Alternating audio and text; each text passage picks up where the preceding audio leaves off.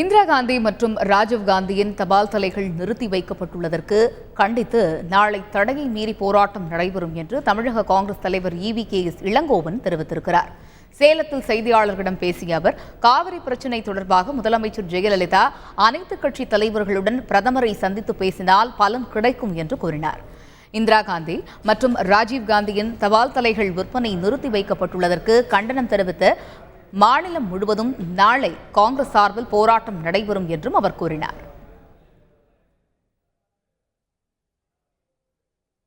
காங்கிரஸ்காரர்கள் தமிழ்நாட்டிலே இருக்கின்ற எல்லா மாவட்ட தலைநகரங்களிலும் தபால் ஆபீஸ் அஞ்சல் துறை அலுவலகத்தின் முன்பு சாத்வீக முறையிலே அமைதியான முறையிலே ஆர்ப்பாட்டம் நடத்துவார்கள். அதற்கு பல மாவட்டங்களிலே அனுமதி தரப்பட்டிருக்கின்றன.